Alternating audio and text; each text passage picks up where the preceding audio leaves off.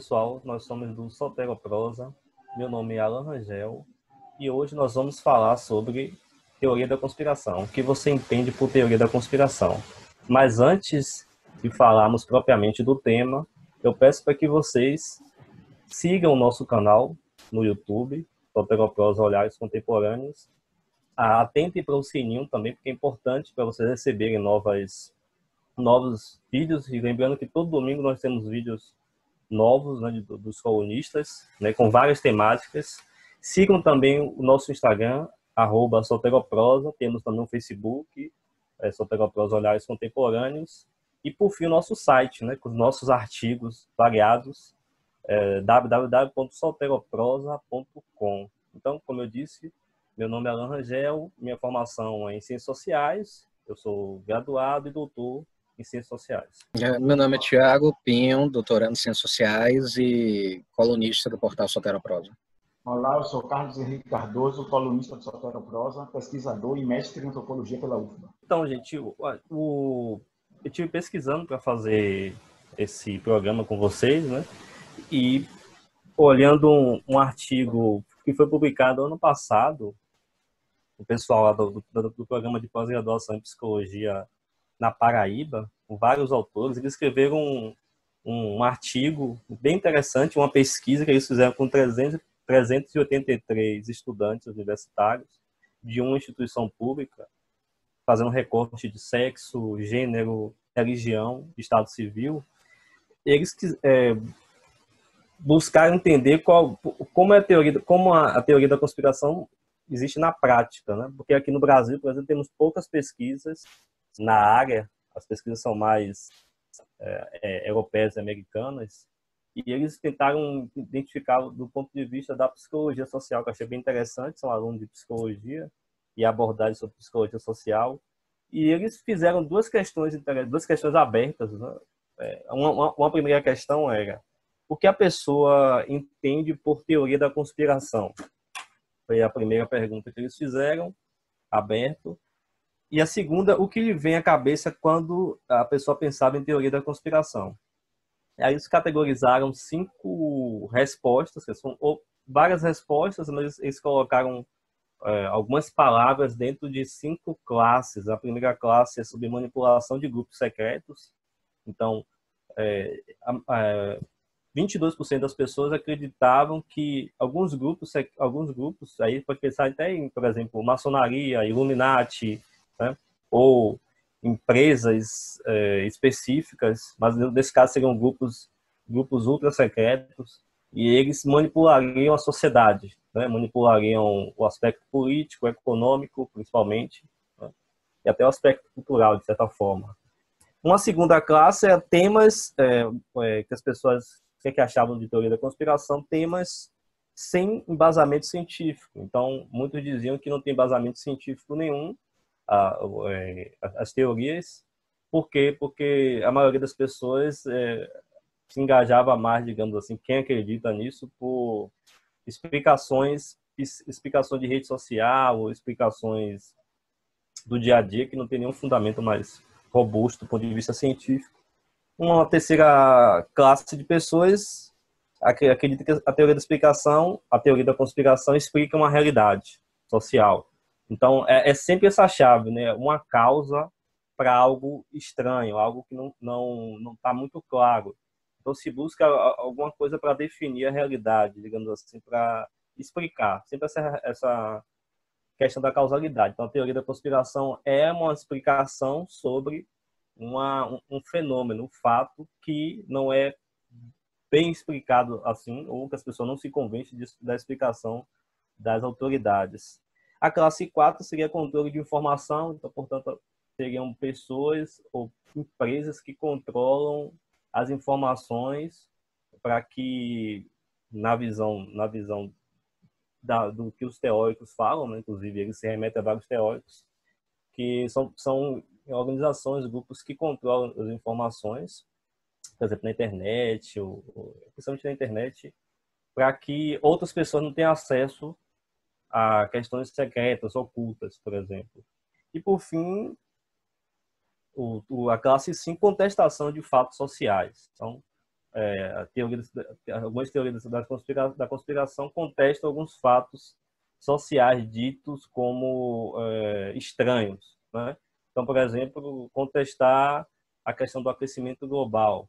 Então, muita gente contesta isso, uma explicação de causalidade, e que, de certa forma, até acaba justificando para pessoas que acreditam em não preservar o meio ambiente. Então, dentro dessa categoria, dentro do estudo, eles classificaram essas 5 classes, que eu achei bem interessante, diga-se de passagem, porque dá para a gente abrir para espaço para várias questões. E justamente essas classes foram o que eles já tinham visto na teoria, né? Na prática, eles identificaram alguns pontos que se encaixavam dentro dessas classes. Bom, eu vejo algumas questões aí nesses 5 tópicos aí que você falou. Primeiro, que não tem base científica, né? Não tem base científica nenhuma. Inclusive, eu fico incomodado com o termo teoria da conspiração. Essa composição eu não gosto, porque teoria é algo que tem fundamento, que tem estudo, que leva tempo para você chegar a um lugar comum, a uma descoberta. Então, você tem o darwinismo, você tem o marxismo, você tem a teoria da relatividade. E a conspiração não envolve nada que tem algo teórico, né? Eu gosto de falar em conspiracionismo, que para mim é muito raso. Inclusive no Brasil, aqui, mais raso que um rio seco, né? Não tem base alguma. Então, não tem base científica. Essa questão do contestar fatos aí, você tem uma grande proliferação de fake news, né? Que é uma espécie de conspiração, tanto é que é muito baseado na ideia de pós-verdade, né? A pós-verdade em questão, é um termo que diz o quê? Que a narrativa é mais importante que os próprios fatos. Então, ajuda muito a conspiracionismo a ideia da pós-verdade com a proliferação de fake news. E também essa questão de você contestar algumas questões, como a camada de ozônio, aquecimento global. Nós sabemos bem que tem pessoas no meio conspiracionista que acreditam que a Terra é plana. Então, o que eu identifico é que no Brasil, abrangendo boa parte do eleitorado, foi seduzido por essas ideias. Tanto é que nós temos aí um governo cheio, repleto de conspiracionistas, terraplanistas, né? Produtores de fake news. E também a inversão de valores total, né? O conspiracionismo e o gênero. Então, eu considero desses tópicos aí a contestação dos fatos, a pós-verdade e base científica zero, né? Totalmente errado. Eu também concordo com o Carlos e a Alan. E muitas vezes o discurso científico ele não ajuda. O discurso científico é um pouco frio demais ou distante demais. Por exemplo, quando indivíduos contestam o fato da Terra ser redonda, eles não estão só questionando o formato da Terra, mas o papel que a Terra desempenha no universo inteiro. Por exemplo, os terraplanistas defendem a ideia de que a Terra é o centro do universo. Então, tem implicações aí para além do simples formato do planeta. Você está falando de abordagens que tentam retomar uma dimensão de sentido que a ciência deixou escapar. Porque no universo científico, não só o planeta Terra é redondo, mas o planeta Terra é só mais um planeta vagando em torno de uma estrela pequena, insignificante, né, rumo a lugar nenhum. Basicamente é esse a explicação que o cientista tem para dar. E às vezes o indivíduo conspiratório ele diz o seguinte: olha, lamento ciência, mas eu preciso de um direcionamento, eu preciso de um sentido. E essa explicação científica não só é complexa demais, mas acaba sendo meio desencantada demais. Então, quando o cara do terraplanismo ele vem, ele não só muda o formato da Terra, porque o ponto não é esse, o debate nunca foi só entre Terra ser redonda ou Terra ser plana. É mais profundo do que isso. A posição da Terra no universo, é a posição do humano no universo, porque Se a Terra é o centro do universo, significa também dizer que existe um fundo teológico aí, né? De que não apenas a Terra está no centro, mas o humano é o centro. Então, você tem, às vezes, um resgate, né? Digamos, de uma espécie de narrativa que a ciência não pode preencher.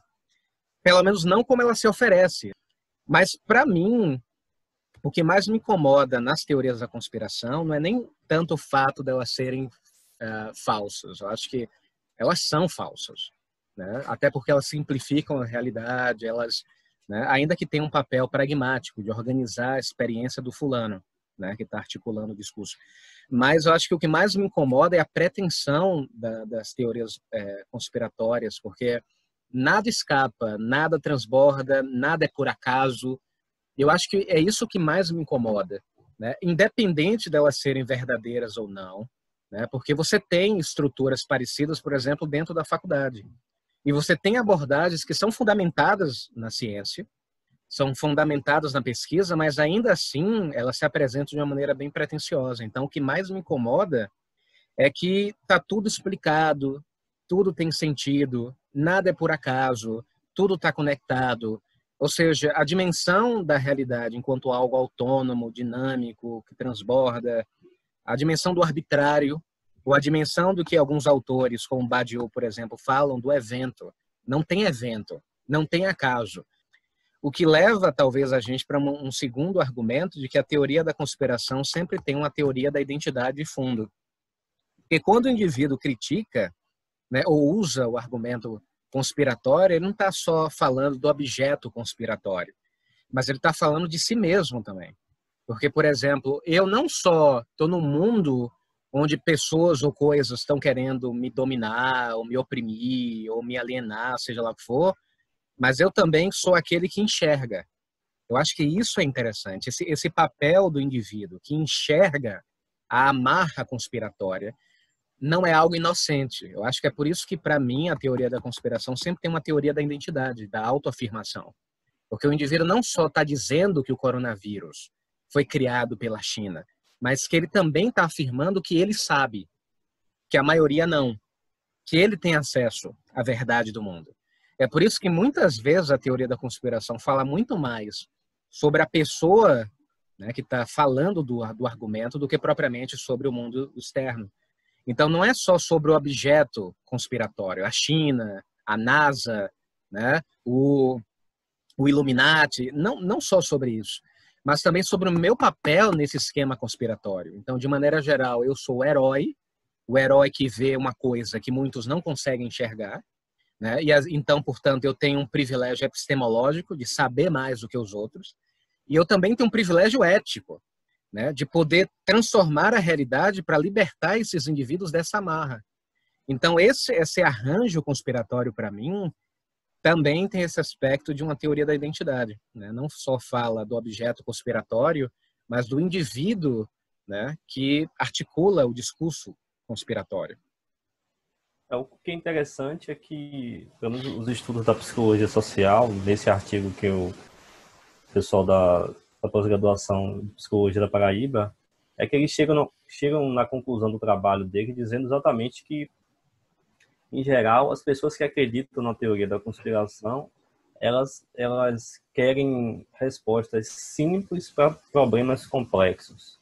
Uhum. Eles querem ordenar a realidade, como o Tiago pouco falou, sabendo que a realidade é muito complexa. Então, alguns eventos que ficam, digamos assim, com um certo vácuo, com uma certa lacuna, ainda não explicável pela ciência, né, é aproveitado por alguns indivíduos que acabam reproduzindo algum tipo de explicação fácil para uma questão complicada.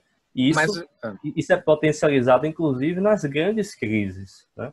Você tem aquela conspiração do Dreyfus, né, lá na França, aquela questão do judeu. Então se inventou várias histórias sobre a conspiração judaica, e é bem famosa, inclusive, né, dos protocolos de Sião, que o Hitler utilizou, inclusive, para dizer que os judeus estavam conspirando para dominar economicamente, não só economicamente e culturalmente a Europa e o mundo. Então essas explicações, elas caem bem quando há momentos de crise, porque aí Inclusive, o artigo até fala sobre isso, né? Ou seja, você tem que criar algum inimigo. Não, é interessante, porque assim, você não só simplifica, que eu acho que é uma dimensão óbvia, você simplifica um conhecimento que é complexo, mas é uma simplificação significativa. Não é qualquer gesto de significação ou de simplificação. Eu tô simplificando, mas ao mesmo tempo é uma simplificação que me dá um direcionamento. Você falou mesmo do inimigo, do indivíduo que tem um inimigo contra o qual lutar.